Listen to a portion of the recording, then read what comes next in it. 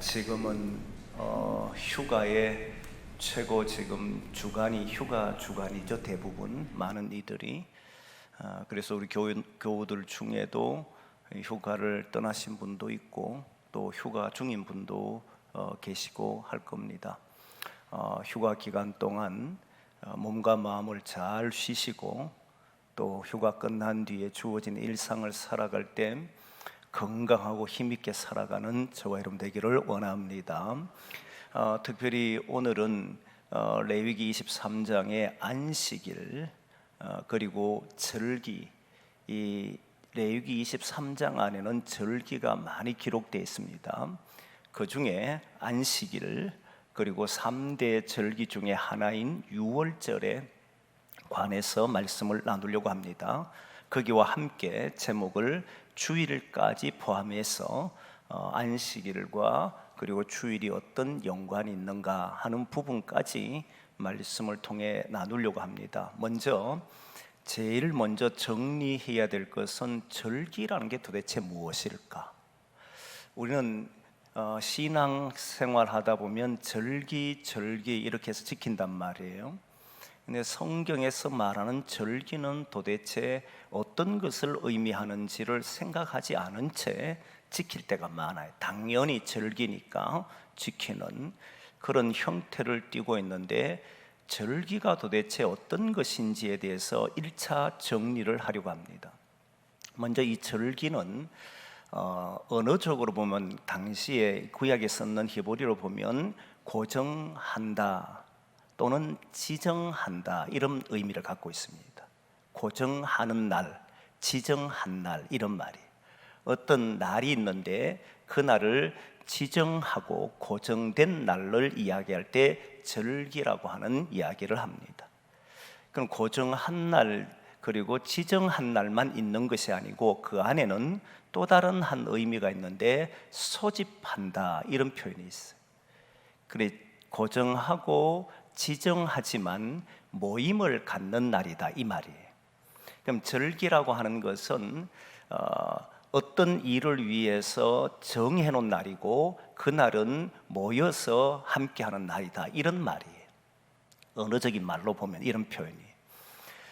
그런데 이 절기의 중요한 의미, 특징이 몇 가지가 있는데 그 중에 하나가 이 절기를 하나님이 정하셨다는 거예요. 일반적으로 보면 절기, 우리가 말하면 정한 날, 고정된 날, 이 날은 이것이다 라고 우리끼리도 정하기는 하잖아요. 그런 모든 정한 날은 대부분 사람이 정합니다. 고정하기도 하고 정해놓기도 하고 그날 우리가 모이기도 하자 이렇게 했을 때 거의 대부분은 사람이 정합니다. 그런데 구약에 보면 하나님께서 절기를 명하시는데 오늘 본문에 여호와께서 모세에게 일러 가라사대 이러이러한 절기를 지키라 라고 하는 것을 봤을 때 이 절기는 하나님의 명령이라는 거예요. 우리도 지금 지키는 절기들을 가만히 보면 사실은 하나님이 이걸 지켜라 라고 하는 말씀보다는 우리가 정해서 이 날을 그날로 지키자라고 해서 지키는 것이 대부분입니다. 구약에 지키는 절기를 신약에 또는 오늘 우리가 지키는 내용들은 사실 안 맞는 것도 많이 있어요. 그러나 어쨌든 오늘 제일 먼저 주안점을 둬야 될 것은 고정한 날과 정한 날, 이런 날은 인간이 특히 모세나 아론이나 그 당시에 이스라엘 백성들이 정한 것이 아니고 하나님이 정한 것이라는 거예요. 그러면 하나님이 정할 때에는 어떤 이유가 있을 거란 말입니다. 그 이유를 알아야만 이 절기의 의미를 파악할 수 있다는 거예요. 왜 하나님은 수많은 날들 가운데 이 날을 지키라 할까? 우리도 어떤 날을 정할 때 이런 날을 지키자라고 하면 나름의 의미를 갖기 때문에 지키는 거잖아요. 아무 날도 아닌데 갑자기 지키자 이러면 이상한 일이지 않습니까? 그래서 어떤 날을 고정하든지 정하든지 하면 그리고 모이자라고 하면 거기에는 다 의미가 있는 날이에요. 그러면 하나님도 이스라엘 백성들에게 여러 절기에 대해서 이야기할 때에 그 절기를 지키라 하고 하는 이유는 분명히 하나님의 뜻하심이 있다는 걸 알게 됩니다. 그게 뭐냐를 발견하는 것이 절기의 의미를 가진다는 거예요. 이 절기의 의미를 제대로 모르면 날만 귀중하게 생각하는 사람이 많습니다. 날만 귀중하다는 것이 무슨 말이냐면, 사실 부모님을 우리가 찾아뵙는다라고 했을 때에 부모님을 찾아뵙는 날을 정하든, 그게 뭐 어버이날이든 어린이날이든 정한 날이 있다고 할 때, 그 어버이날이라고 하는 그 의미가 없이 그냥 날만 지키면 사실은 그 의미가 하나도 없어요. 그냥 형식으로 빠져버립니다. 날만을 생각하는 사람들은 시간이 지나면 그날이 어버이날이니까 가야지 하는데 아무런 감동도 없고 의미도 갖지 않은 채 행동할 뿐입니다. 그런데 성경은 반드시 아셔야 될 것이 이 날의 날이 중요하지 않다는 겁니다. 안식일이냐, 그 다음에 뭐 6월절이냐, 초막절이냐, 이 날짜와 정해진 날이 중요한 것이 아니라 거기에는 의미가 담겨 있기 때문에 그 의미를 가지고 행동하느냐 안 하느냐가 중요하다. 그래서 먼저 무엇이 앞서야 되냐면 의미가 앞서야 됩니다. 그 뜻이 앞서야 되고 거기에 따른 우리의 행동이 따를 때에 그게는 형식에서 벗어난 진정한 의미의 행동을 하게 되는 겁니다. 그냥 날만 잘 지킨다고 해서 그런 생각을 바르게 가진 건 아니잖아요. 그래서 반드시 정신을 가지고 정한 행동을 해내야 하는 것을 말하는 거예요. 날만 지킨다고 신앙생활 잘하고 의미 있는 삶을 산다, 이렇게 되진 않는다는 거예요. 그래서 신앙인들은 절기를 지키는데, 특히 유대인들 같은, 오늘 본문에 나오는 유대인들 같은 경우는 그 절기를 지킬 때 후대로 가면 갈수록 날만을 소중하게 여겨서 날을 제대로 지키지 않는 사람들에게 정죄와 비난을 했던 것이고, 그러나 그 의미를 가지고 지킨 사람들은 항상 살아있는 신앙으로 응답을 해내기 시작한다는 거예요. 그래서 우리도 신앙이 형식으로 빠지지 않으려고 하면 하나님이 왜 이런 절기를 정하셨는지를 아셔야 되는 거예요. 그래야만 거기에 맞는 행동을 우리는 하게 되더라, 이 말이잖아요. 그러면 절기를 지키는데 하나님께서 이 절기를, 특히 안식일을 첫 번째 보면 안식일을 지키라 그러는데, 이 안식일을 어떻게 하느냐라고 했을 때 안식일을 성회로 선포하라, 이렇게 말씀 나온 게 있습니다. 2절 말씀이 나오는데 한번 보겠습니다. 2절 말씀 같이 봅니다. 시작. 이스라엘 자손에게 말하여 이르라. 이것이 나의 절기들이니 너희가 성회로 공포할 여호와의 절기들이니라. 그죠? 절기는 뭐라고 이야기했냐면 성회라고 하는 거예요. 그래서 처음에 다시 이야기하면 절기라고 하는 용어 자체가 고정된다 또는 지정한다라고 하는 말이 있지만, 그 너무 다른 하나의 의미가 소집한다라고 하는 말이 있다 있지 않습니까? 그래서 모임이라는 거예요. 정해진 날에 모여서 있는 그날을 보고 이게 절기다라고 하는 이야기입니다. 근데 이것을 성경에서는 성회로 공포하라 이렇게 되어 있어요. 성회라고 하는 것은 거룩한 모임이다, 이 말입니다. 거룩한 모임이다, 이런 말이에요. 근데 우리가 지난번부터 지금까지 계속해서 레위기를 통해서 말씀을 듣는 것 중에 하나가, 레위기는 전체의 주제가 바로 거룩이라고 이야기했지 않습니까? 거룩이란 단어가 완벽한 사람, 완벽한 존재 이런 말이 아니고 구별된 사람, 구별된 존재란 의미를 갖지 않습니까? 그러면 이날도 거룩한 모임이라고 하는 성회란 단어 자체가 거룩한 모임이라고 하는 의미를 가지게 되는데, 이 거룩하다라고 했을 때에 사실은 날들은 365일 동안 이 날은 같은 날입니다. 물론 빨간 날이 있을 때는 좀 쉬기도 하고 좋지요. 그런데 그날이 구별된다라고 했을 때 빨간 색깔로 칠해 놓으면 구별되느냐? 그렇지가 않아요. 어제나 오늘이나 내일이나 똑같은 날일 뿐입니다. 365일이라고 하는 하루 일 뿐이에요. 그게 365일이 모여서 1년이 되고, 그 1년이 모여서 또 점점 숫자가 되는 거잖아요. 12달이 모여서 1년이 되고, 1년이 모여서 자꾸 또 10년이 되고, 이렇게 되는 거잖아요. 그런데 그 날들이 구별된다는 게 이상하지 않습니까? 누가 봐도 날들은 구별이 되지 않습니다. 그래서 구별에 대한 이야기를 우리는 정리를 했습니다. 하나님은 나는 거룩하니 너희도 거룩하라라고 이야기할 때 하나님은 어떤 것과도 비교되지 않기 때문에 이미 구별되신 분입니다. 거룩한 분이잖아요. 다른 어떤 것과도 구별될 수가 필요가 없어요. 이미 하나님은 구별된 자체이셨기 때문에. 그러면 사람은 어떻게 구별되냈을 때, 여러분 알다시피 유대인이든 애굽 사람이든 어느 나라 사람이라고 하는 것은 구별되지만 우리도 오늘 기독인이라고 말하면서 세상에 나가서 삶을 살 때 저 사람과 우리가 똑같은 사람일 뿐 구별된 게 뭔지가 명확하지가 않더라 이 말이에요. 내가 하나님을 믿기 때문에 구별됐다 그렇게 말하실 겁니까? 여기에서 구별되다라는 말 속에는 무엇이 담겨져 있느냐면 구별된 삶을 의미했던 거예요. 삶을 이야기하는 겁니다. 그러면 이스라엘 백성들이 구별됐다는 것은 그 시대의 사람과 다른 삶을 산다 이 말이에요. 기독인이 거룩한 자라고 하는 표현을 쓰는 것은 그 사람과 우리가 다르다, 그리고 그 사람은 뭐 이렇게 그들은 멸망받을 자식들이고 우리는 구원받을 사람이다, 이런 소리를 하는 것이 아니고 삶이 다르다는 거예요. 삶이 다르기 때문에 구별됐다 이 표현을 쓰는 거예요. 그럼 유대인들이 당시의 애굽인과 모든 사람과 다른 삶을 사는 것은 무엇이냐면 그들은 하나님의 율법에 따라서 사는 삶이다. 그것이 그들의 삶의 구별점이에요. 누구의 삶이 뭐에 따라 사냐 물었을 때 나는 율법으로 살아갑니다. 하나님의 법으로 살아갑니다. 사람들이 볼 때는 하나님 법으로 사는 게 어리석어 보일 때가 있잖아요. 예를 들면 여러분 광야에서 나왔을 때에 그 광야에서 그들은 먹을 것이 없었습니다. 먹을 것 없을 때 불평을 했지요. 불평하는 것은 누가 하는 것이냐면 모든 사람들이 하는 겁니다. 그렇잖아요. 모든 사람이라고 하는 것은 내 마음에 들지 않으면 불평할 수 있습니다. 원망도 가능하지요. 그런데 이스라엘 백성들이 광야에서 엎드려져 죽은 사람이 모두 불평하고 원망하다가 죽었습니다. 왜 원망하고 불평하다 죽느냐라고 했을 때 여러분 잘 보면 출애굽기 19장 이전에도 불평한 일이 많았습니다.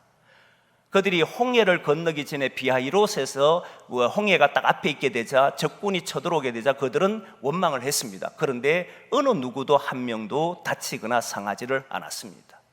그런데 민수기 10장 이후로부터 하나님께서 그들을 광야길을 본격적으로 시내산 이후에 걷게 하시는데 그때부터 그들은 이상하게 불평만 하면 바로 재앙이 내려왔어요. 어려움을 겪었습니다.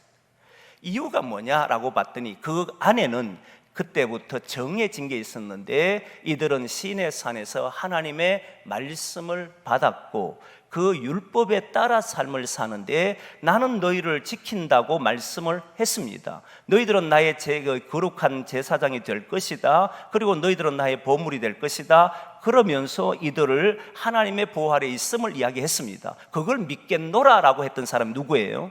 백성들이었습니다. 그리고 그 말씀에 따라 살면 우리가 하나님 말씀대로 따라 살면 들어가도 복을 받고 나가도 복을 받고 산업에도 복을 받는다고 이야기를 했습니다. 그걸 믿는다라고 했는데 실제 눈앞에서 먹을 것이 없게 되자 이들은 바로 불평이 일어났잖아요.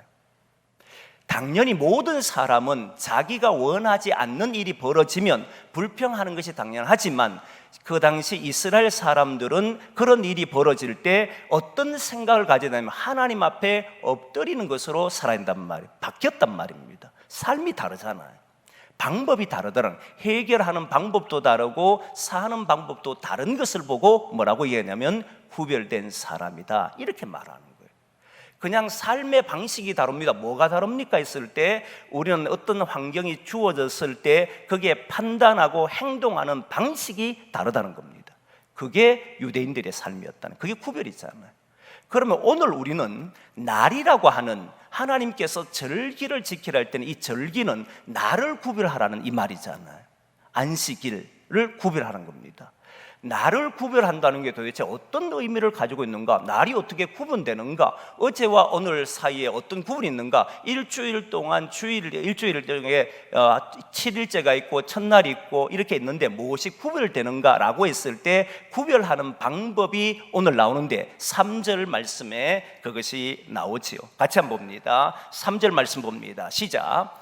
여섯 동안은 일할 것이요 일곱째 날은 쉴 안식일이니 성회의 날이라. 너희는 아무 일도 하지 말라. 이는 너희가 거주하는 각 처에서 지킬 여호와의 안식일이니라. 여러분, 이 날이 구별되어 있는 게 보입니까?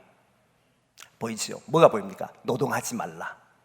그죠? 그리고 6일 동안 일하고 7일째는 일하지 말라. 이렇게 된 거예요. 성회로 모인다. 이 날에는 일하지 말고 거룩한 모임을 가져라, 이 말이잖아요. 근데 지금은 이 말은 우리에게는 익숙한 말이 됐다 이야기를 했습니다. 사실은 요즘은 일주일에 그래도 주일날, 특히 주일날에 빨간 글씨로 적혀져 있기 때문에 사람들은 일하는 것을 싫어합니다. 그날 일 시키면 난리 나요. 그리고 주 5일 근무제로 이제 들어가기 때문에 토요일 날도 일 시키면 싫어합니다. 그게 우리가 전에 사는 주소잖아요. 그런데 여러분 아시다시피 약 30년 전, 40년 전에 사람이 쉰다는 개념은 잘 가지질 못했습니다. 특히 농사 짓는 사람들은 매일매일 일하는 것이 일상화됐어요. 저도 20대에 직장 생활을 했을 때에 그때 주간 야간으로 이렇게 기계를 돌려야 되는데 쉬는 날도 한 달에 2번 있을 정도밖에 없었습니다. 못 쉬었습니다. 지금은 그러면 큰일 나지요. 근데 예전에는 그랬단 말이에요. 한 번은 시골에서 처음 이제 청년 때, 그리고 이제 결혼하고 교육전사 하면서 시골에 있는 분들이 구역 예배 드리러 가는데 하루 종일 일하고 오는 거예요. 너무너무 허리가 막 꼬부라져 이렇게 하면서도 일을 해요. 그래서 제가 그랬습니다. 좀 쉬지 그러시냐, 조금만 쉬면 안 되냐니까, 아이고 전사님 할 일이 태사인데 어떻게 쉽니까? 이게 일하는 게 운동이고 운동하는 게 일합니다. 이렇게 하면서 일하시더라고요. 그분들은 쉰 적이 거의 없어요. 쉰다는 표현을 쓰질 않습니다. 농사 짓는 사람들의 특징 중에 하나잖아요. 쉴 수가 없습니다. 지금은 쉬는 것이 당연해졌지만 예전에 여러분 아시다시피 저는 청년 때 또는 10대 때에 목사님들과 부흥 강사님들이 주로 주일에 대한 이야기를 할 때마다 했던 말씀이 안 잊어버려요. 우리가 주일을 온전히 지키면 하나님이 우리를 책임져 주신다. 그래서 그 당시에 가게 문을 닫는 것은 거의 힘든 일이었는데 간혹 닫는 분도 있었고 그랬잖아요. 근데 지금은 주일날 가게 문을 열어놓는데 특히 병원이나 약국이나 열어놓은 곳을 찾기가 어려운 시대가 됐습니다. 그 정도로 지금은 일상화가 되었지만 이게 쉬는 것이 고대 사람들에게는 쉰다는 개념이 없었던 시절이에요. 그런데 일주일, 그것도 뭐 5년 일하다 뭐 10년 일하다가 하루 쉬다 이러면 이해되는데 일주일마다 한 번을 쉰다? 주변에 그 어느 나라 사람들도 이렇게 하지 않습니다. 그럴 수가 없어요. 그리고 아무 일도 못해요. 짐승도 하인도 누구도 일을 하지 못합니다. 이런 걸 하지 못하게 한다는 것 자체가 그 당시 유대인들로서는 완전히 지금까지 경험해보지 못한, 특히 이들은 애굽에서 종으로서 430년 동안 살았던 이들이기 때문에 쉰 적이 없는 이들에게 여러분 쉰다는 게 얼마나 큰 놀라운 일이었겠습니까? 알잖아요 여러분. 사람들은요 반복적인 행위를 계속하고 살아온 사람들은 그걸 중단하라 그러면 못합니다. 할 수가 없어요. 의도적으로 끊으라 해도 가도 나도 못하는 게 인간이잖아요. 그런데 430년 동안 종으로 살면서 매일 일어나서 일했던 이들에게 6일 일하고 7일째 쉬어라는 이 말은 그들에게는 충격적인 이야기죠. 지킬 수 있다는 것은 뭘 의미하느냐면 6일 동안 일하고 7일째 쉰다는 것을 그들이 지킨다는 것은 어떤 의미를 가지고 있었느냐면 바로 이들은 하나님에 대한 믿음이 없이는 불가능한 행위였다는 겁니다. 그래서 이런 날을 보고 거룩하다, 구별된 날이다 라고 하는 이야기예요. 그럼 왜 하나님께서는 6일을 일하고 7일째 쉬도록 하시냐면, 우린 잘 압니다. 창세기의 천지창조 이야기를 알기 때문에 창조하실 때 6일을 창조하시고 7일째 쉬었습니다 라고 하지만, 하나님의 근본적인 이유는 우리의 쉼이잖아요. 결국 우리는 쉬어주는 존재다라고 하는 것을 말씀하시는 거잖아요. 쉬라는 거예요. 하나님이 거룩한 모임을 가지라고 하는 것은 네 내 앞에 와서 예배 드려야 돼 라고 하는 것이 아니고, 근본적인 것은 인간은 6일을 일하고 7일은, 하루는 쉬어줘야 하는 존재다. 우리의 쉼을 위해서, 다시 말하면 안식을 위해서 우리에게 준 날이잖아요. 그게 유대인들이 구별되는 행동이었다는. 그날 쉬면 주변의 사람들이 이야기합니다. 왜 너희들이 쉬느냐라고 했을 때, 나는 하나님의 율법에 따라서, 하나님은 우리를 쉬라고 하셨기 때문에 우리의 건강과 우리의 삶을 위해서 쉬는 것이 나는 옳다라고 믿고 그것이 하나님 말씀이기 때문에 지킨다라고 한다면, 이들은 구별된 날을 지키는 것이 될 거란 말이죠. 그렇지 않습니까? 그래서 이 날이 구별된다, 고정되고 거룩한 날이 된다라고 하는 이 말은 하나님의 말씀에 따라서 그들이 그 하나님을 믿기 때문에 지켜낼 수 있는 것을 말하는 거예요. 이게 바로 믿음의 행동들이었다, 이렇게 말하는 거잖아요. 자, 그런데 여기에서 그러면 오늘 우리는 주일이 어떤 안식일과 차이가 있는가라고 하는 부분을 이야기를 하면, 우리 교우들은 안식일과 주일의 개념은 이제 정리가 거의 됐을 거라 생각합니다. 워낙 제가 여러 번 이야기했기 때문에 이제 아시죠? 여러분들 다 아는데, 한 번 더 정리를 하면 우리는 워낙 또 잘 잊어버리기 때문에, 또 잊고 있더라도 들려주면 그렇지 또 알 수 있는 그런 이야기잖아요. 여러분, 오늘 안식일이라고 하는 개념을 보면 일주일 6일을 일하고 7일째를 쉬는 날입니다. 그런데 우리는 주일을 지키잖아요. 주일과 안식일은 다른 개념이에요. 다른 개념인데, 주일을 우리가 지키는 이유는 예수님께서 부활하신 날이기 때문에 지킵니다. 그럼 우리의 모든 삶의 시작은 어디에서부터 비롯되느냐면, 예수님의 부활로부터 우리의 모든 삶은 시작이 됩니다. 그러니까 일을 하고 7일째 쉬는 날은 유대인들이 지키는 날이고, 기독인은 예수님의 부활에 참여하여서 주님의 부활의 은혜를 경험하고 6일을 사는 것이 기독교다. 가장 기본적인 개념의 차이입니다. 우리는 뭘 하느냐면, 내가 6일 동안 일했으니까 주일을 와서 쉬러 온다라고 하면 어떤 일이 벌어지냐면, 교회 오니까 더 피곤하다 이런 말을 많이 하잖아요.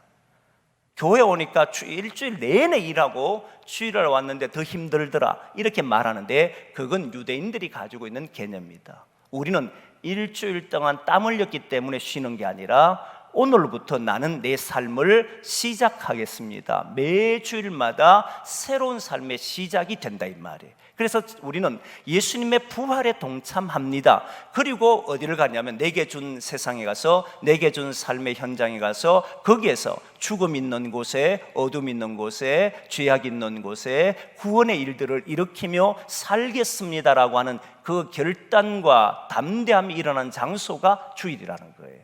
주일날은 쉬러 오는 것이 아니고 은혜에 참여하러 오는 날이다 이 말입니다. 그러니까 여러분 보시면, 예수님의 제자들이, 부활을 경험한 제자들이, 그들이 기다리고 있던 삶의 현장은 사실은 핍박이었습니다. 어려움이 어마어마했죠. 목숨을 걸고 신앙생활을 했기 때문입니다.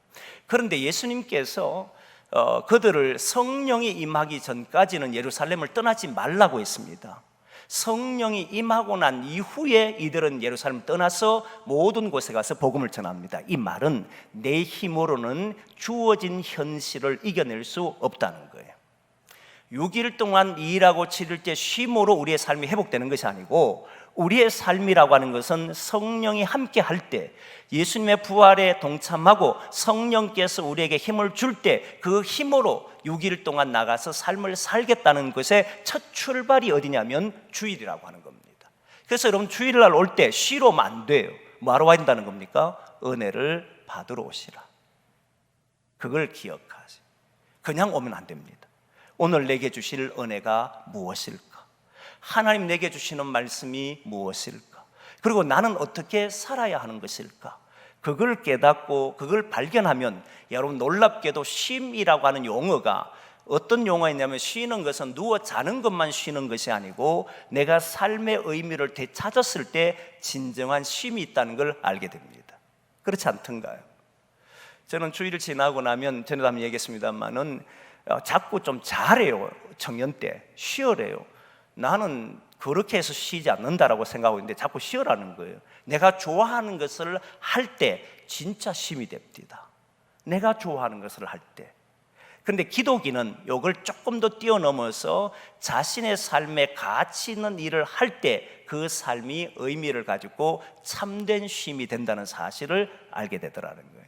그래서 주일에 탁 오면 주님이 나를 사랑하시는 것과 내가 어떻게 살기를 원하시는지를 깨닫고, 그리고 다음에 6일 동안 내게 주어진 현실에서 그 현실에 주어지는 많은 어둠이 있고 힘듦이 있어도 나는 주님이 주신 능력으로, 성령의 능력으로 감당하겠습니다 라고 하는 사람들이 바로 주의를 지키는 사람들의 모습이라는 거예요. 그래서 여러분들 조금 전에 했던 것처럼 제자들과 120명 그리고 예수를 믿었던 3천 5천 명이 로마로부터 그렇게 큰 압박을 받고 유대인으로부터 쫓겨나고 죽음에 직면해도 그들은 주의를 딱 지키고 나면 결단이 일어납니다. 성만찬을 하고 나면 주님이 내 안에, 내가 주님 안에 있음을 믿고, 그래 로마가 나를 괴롭힌다 할지라도, 유대 사회가 나를 죽이려고 한다 할지라도 나는 여기에 하나님의 은혜의 해를 선포하겠노라고, 나는 여기에 좋은 소식을 전하겠노라고, 나는 여기에 구원의 역사가 일어나도록 하겠노라고, 그 희망을 선포하며 살겠노라고, 그런 결단이 모두 어디에서 일어났냐면 그들의 거룩한 모임에서 일어났다는 거예요. 이게 나를 구별한다는, 날 자체를 구별하는 것이 아니고 그 삶의 의미를 갖게 하는 날이 되도록 하는 것이, 하나님이 우리에게 구별하라고 하는 그 의미를 가지고 모이는 것이 바로 거룩한 날, 거룩한 모임 또는 성회라고 이야기하는 거예요. 그러면 여러분 기독인의 삶의 자세는 어떻게 해야 되느냐 할 때에, 지난 주일부터 시작해서 계속 하는 말씀이 사도행전 이야기를 하지 않습니까? 사도행전 말씀을 할 때 이제는 우리 교우들 알 겁니다. 유대인들이 살아가는 삶의 방식이나 일반 사람들이 살아가는 방식이나 이게 거의 같다는 사실을 아셔야 됩니다. 기독인이 완전히 다르다는 걸 아셔야 돼요. 뭐가 다르냐면, 여러분 우리가 이해할 수가 없고 도저히 넘을 수 없는 사건이 일어나면 모든 결말은 포기입니다. 그렇잖아요. 나면서부터 걷지 못한 사람, 40세쯤 된 사람이 이제 걷지를 못하게 됐을 때 그들은 가진 노력을 했을 겁니다. 했지요. 안 했겠습니까? 그런데 결국은 포기였습니다. 못 일어선다라고 판단한 순간에 포기했습니다. 일반 사람들과 미신을 쫓는 사람들의 특징은 포기할 때는 운명이라고 하는 것으로 이 사람이 태어난 팔자라는 의미로 부여하고 포기합니다. 그런데 유대인들은 어떻게 포기를 하냐면 그들은 하나님을 믿으면서도 포기를 했습니다. 이유가 무엇이냐면 이것은 하나님이 내린 저주나 벌로 여기고 포기했습니다. 그런데 기독인은 어떻게 한다 그랬습니까? 기독인은 신약 성경을 보면 바울 이후 베드로, 예수님 부활 이후의 사람들을 보면 저주나 벌에 대한 이야기가 거의 없습니다. 놀랍게도. 왜냐하면 하나님은 우리를 구원하러 오셨는데, 예수님을 보내실 때 우리를 구원하러 보내셨는데 성도들을 저주하거나 벌을 내린다는 표현을 쓰지를 않습니다. 쓸 수가 없어요. 하나님도 우리를 포기 안 하는데 우리가 그런 말을 한다는 건 상당히 문제가 있지요. 그래서 이런 말을 이제 하지 말자고 했지 않습니까? 기독인들이 혹시 우환을 당하거나 어려움에 빠지거나 하면 그때 우리는 저건 하나님이 내린 벌이야, 뭐 봉사를 하지 않아서 내린 것이야, 뭐 또 하나님 앞에 제대로 충성하지 않아서 그런 거야, 주의를 안 지켜서 그런 거야, 11조를 안 드려서 그런 거야, 이런 소리를 하면 안 된다는 거예요. 그게 하나님의 뜻이 아니라는 겁니다. 하나님은 그 속에, 어둠 속에 있는 자들을 구원하고 끝내 포기하지 아니하고 끝내 희망을 주고 끝내 소망을 주는 것이 기독인의 삶이다. 이 삶이 뭐라는 겁니까? 구별되어 있다, 이 말을 하는 거예요. 다르잖아요. 삶이 완전히 다르잖아요. 우리가 이 길을 걸어가기를 소망합니다. 하나님의 뜻을 알고 그 하나님의 뜻을 가지고 살아보는 사람들은 아하, 구별되어 있구나 하는 걸 알게 돼요. 그 중에 하나가 오늘 유월절이라는 것이 있습니다. 유월절은 우리가 알다시피 유월절을 지키라 그러는데 유월절에 가지고 있는 내용 중에 하나도 첫날과 첫날과 끝날 7일 동안 지키는데 이 첫날과 마지막 날은 성회로 모여라 또 그렇게 나왔습니다. 그때도 아무 일도 하면 안 돼요. 6일 동안 무슨 일 하는데 그런데 첫날과 마지막 날은 성회이고 아무 일도 하지 말라 이렇게 나왔습니다.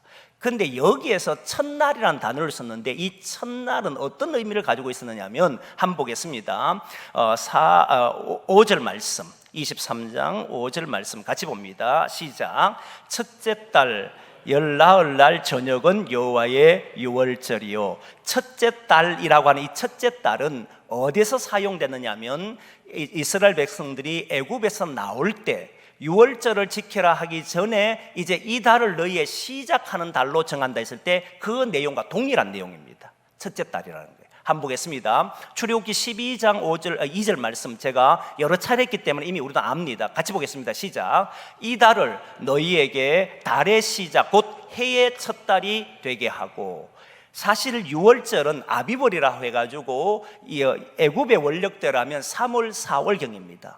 근데 이스라엘 사람들은 7월경으로 봅니다, 이 달을. 그러나 이 달이 뭐로 시작하느냐면 유대인의 시작이다 이 말. 1년의 시작을 바로 유월절 첫째 달 그들이 나온 날로부터 시작해서 그들은 우리의 삶의 시작이다 이렇게 보는 거예요. 그걸 하라는 거잖아요. 그래서 저는 이 말씀이 너무나도 큰 은혜이기 때문에 여러분들에게 몇 차례 이야기를 했습니다. 여러분, 유대인들은 430년 동안 애굽에서 살았습니다. 단순히 애굽에 사는 게 아닙니다. 그들은 애굽의 문화를 배웠고 애굽의 삶을 배웠고 애굽의 방식을 배웠습니다. 안 배우려고 해도 그들은 그 속에서 자연스럽게 배워서 살아야 했습니다. 사는 길이 애굽에 사는 방법대로 그들은 살아왔습니다. 그런데 이제부터 나가면 종의 신분에서 벗어납니다. 출애굽하는 순간, 유월절을 지키는 순간 이들은 뭘로 사느냐면 종의 신분으로 사는 것이 아니고 하나님의 백성으로 사는 것입니다. 어둠의 자녀로 사는 것이 아니고 하나님의 자녀로서 삶의 시작이 되는 겁니다. 그래서 이 날을 너희들의 첫 달로 삼으란, 해에 시작하는 달로 삼으란 이유는 이제부터 너희들의 삶이 하나님의 자녀로 본격적인 삶이 시작된다는 이 말이었잖아요. 이 긍지를 가지고 자부심을 가지고 살아야 될 사람들이 누구냐면 바로 유대인이었다는. 그래서 유대인들은 우리의 삶의 시작은 애굽에서부터 연속되는 삶이었지만 애굽에 살던 사람이나 광야에 나온 사람이나 그 사람이 그 사람입니다. 다른 사람이 아니에요. 그렇잖아요. 어제 우리나 오늘 우리는 같은 사람이에요. 근데 다른 점 뭐냐면 출발점이 달라져 버렸어요. 그들은 눈을 떴을 때 종으로서 눈을 뜨느냐 자유인으로서 눈을 뜨느냐, 이제 눈을 떠서 애굽의 백성으로 눈을 뜨느냐 하나님의 백성으로 내가 삶을 사느냐, 이것이 달라졌다는 말이에요. 그런데 우리의 신분은 달라졌는데 삶의 태도가 여전히 종의 형태를 띠거나 또는 애굽의 사람들이 하는 방식대로 띈다면 그 사람은 여전히 하나님의 자녀라고 말하기가 어렵다는 거잖아요. 시작이란 이 말을 되게 중요하게 생각해야 합니다. 우리는 시작할 때는 모두 다 마음의 결단을 합니다. 해의 시작이 될 때 송구 영신 예배 드리고 나면 새해가 되면 신년 감사 예배 드리면 올 한 해도 이러이러한 기도 제목을 가지고 살기를 원하고 적어도 올 한 해 이렇게 해서 되기를 원합니다 라고 하는 것은 합니다. 그러나 조금만 더 지나버리면 사실은 지난 해와 다르지 않는 나의 삶을 살아가고 있다는 것을 알게 됩니다. 이 말은 뭐냐면 매일이 새롭다는 걸 몰라서 그러는 거예요. 사실은 오늘 하루도 어제와 다른 새로운 날이었지 않습니까? 우리는 오늘 잠들고 나면 내일 아침에 눈을 때는 오늘 하루와 똑같은 하루를 만난다 할지라도 그 하루는 새로운 날입니다. 그렇지 않습니까? 완전히 새로운 날이에요. 그때마다 우리는 그냥 아무런 생각 없이 삶을 살아버리면 어제와 같은 판단을 하고 다르지 않은 행동들을 하게 될 겁니다. 그런데 눈을 떠서 오늘 하루를 주님과 함께 동행하겠습니다. 하나님의 사람으로서 하나님 사람답게 판단하겠습니다. 우리의 입술로 포기나 절망을 하지 않겠습니다. 조금 전에 얘기했던 것처럼 죽은 자의 부활을 믿는 우리가 나면서부터 걷지 못한 사람이 있다 할 때에 다른 이들은 포기한다 할지라도 우리는 오늘 우리의 삶을 포기하지 않겠습니다. 그리고 모든 이들에게 하나님의 살아계심을 전하겠습니다. 매 순간이 새롭게 결단하니 될 때에 그 삶은 시작이 되는 거잖아요. 그러듯이 유월절이라고 하는 이 절기는 단순히 절기를 지키라는 게 아닙니다. 성회로 모여야 하는 것은 넘어간다라고는 유월절 자체가 넘어간다는 말인데, 이 넘어간다는 말이 재앙이 넘어가는 것인데, 이때 재앙은 이스라엘 백성들이기 때문에 재앙이 넘어간 게 아니에요.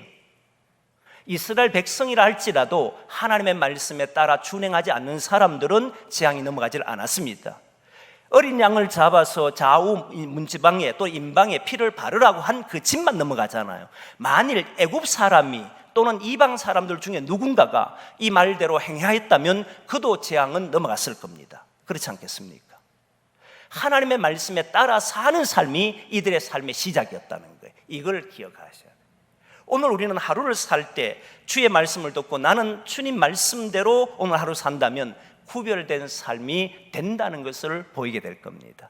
순간순간마다 판단할 때 하나님의 사람은 이렇게 판단하는 것이 옳아라고 말하게 될 겁니다. 그렇지 않겠습니까?